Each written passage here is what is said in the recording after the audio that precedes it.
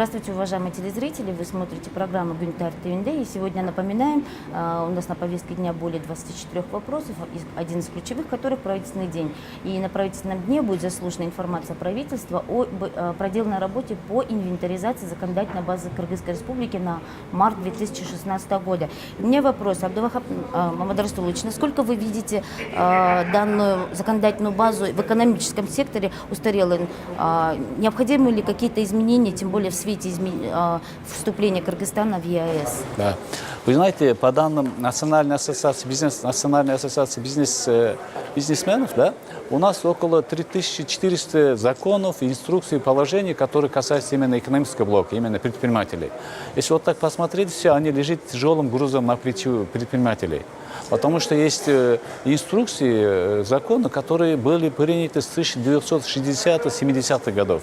И они, вот эти законы, вот эти инструкции, да, они служат коррупционным схемам, потому что некоторым чиновникам приходишь, они говорят, допустим, для получения разрешения, да, я не могу дать разрешение, потому что есть такая инструкция. Поэтому сейчас время другое уже, 21 век, поэтому до этого я вот в парламенте обращался к Темиру Аргенбаевичу Сариеву, бывшему премьер-министру. Он сказал, что создать комиссию Министерства экономики под председательством замминистра Данияра Иманалиева, и они должны были сделать инвентаризацию всех этих экономических по экономическим блокам, да, не нужно их убрать. Но пока нету ответа. Сегодня мы выясним, я думаю, в следующем часе вот этот вопрос.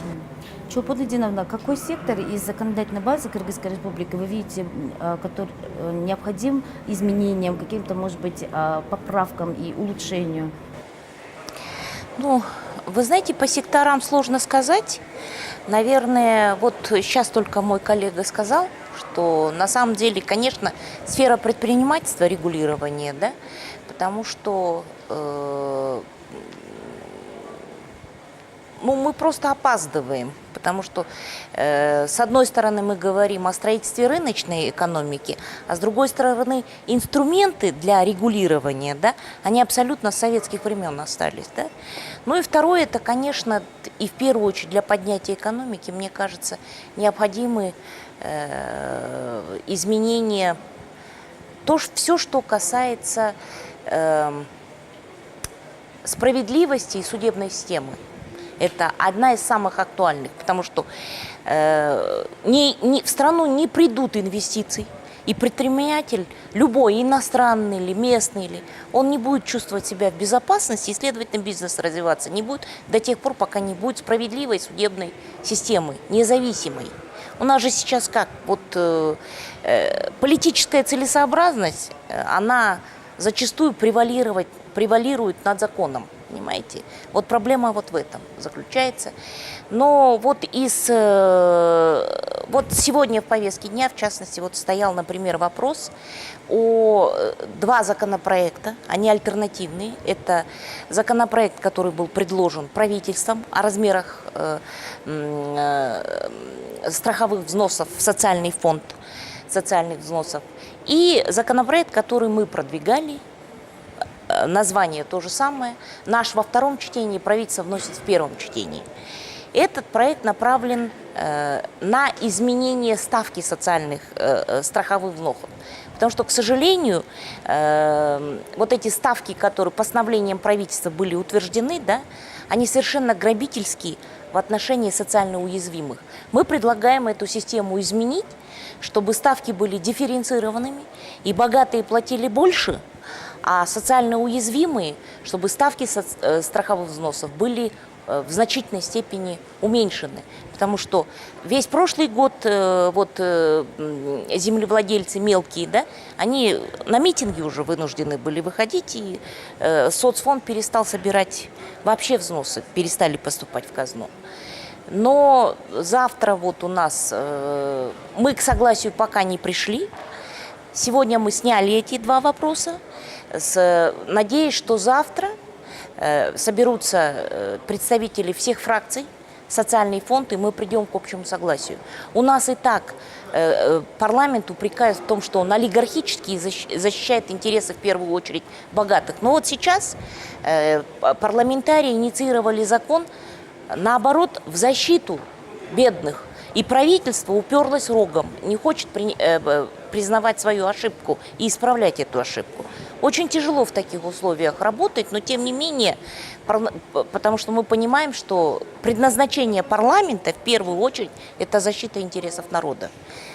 А предназначение правительства – это, конечно, пополнение бюджета.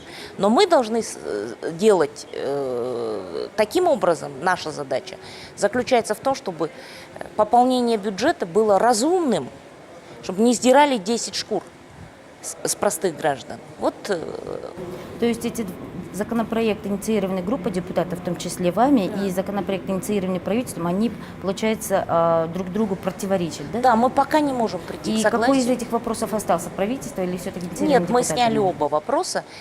Но мы, тем не менее, в поисках компромиссов. Мы не стали упираться, мы сейчас пытаемся договориться. Вот завтра будет согласительная комиссия работать по этому поводу. Но я просто хочу специально сказать для граждан,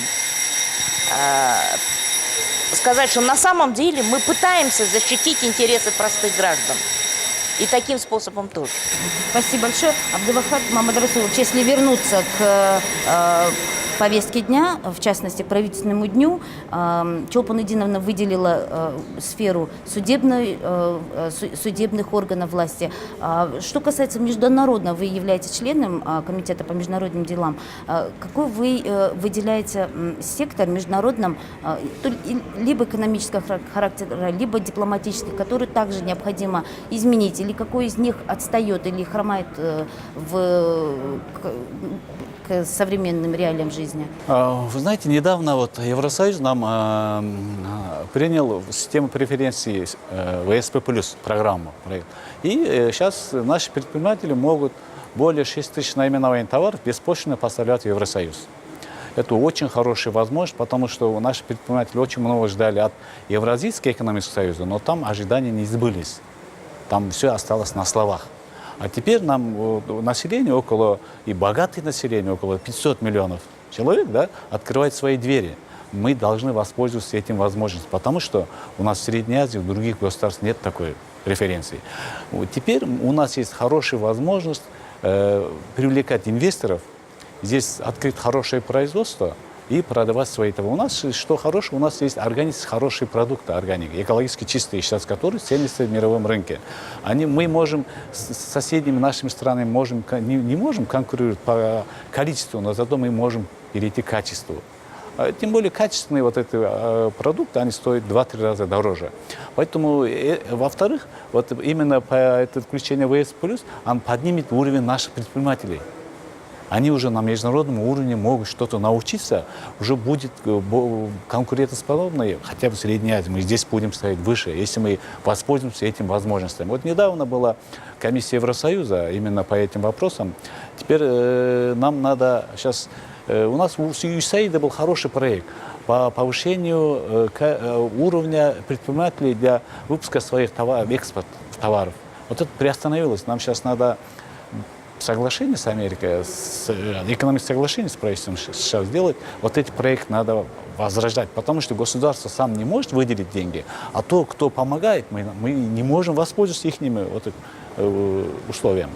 Поэтому я думаю, вот это именно в международном образе, возможность включения вот этого ВСП+, я думаю, нам будет хорошая возможность. Ну, вы знаете, я хотела еще добавить к тому, что сказал мой коллега. Он совершенно правильно сказал, что, в принципе, наша страна обласкана и пользуется любовью со стороны международного сообщества. Но мы не должны никогда забывать о том, почему нас выделяют из региона Центральной Азии и так далее. Потому что у нас все еще сохранился имидж демократического государства. И поэтому парламент тоже несет ответственность за сохранение этого имиджа.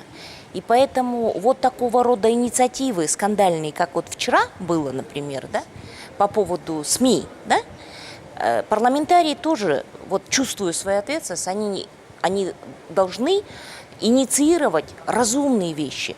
В противном случае мы потеряем свой имидж, и от нас просто отвернутся. И вот такого рода, в том числе и экономические преференции, нам предоставляться не будут. Хорошо, спасибо. У нас, к сожалению, уже заканчивается время. Хотелось бы напомнить, что у нас сегодня были депутаты Чорокинеша. Мы обсуждали вопрос правительственного дня, то есть инвентаризацию, информацию об инвентаризации законодательной базы Кыргызской Республики.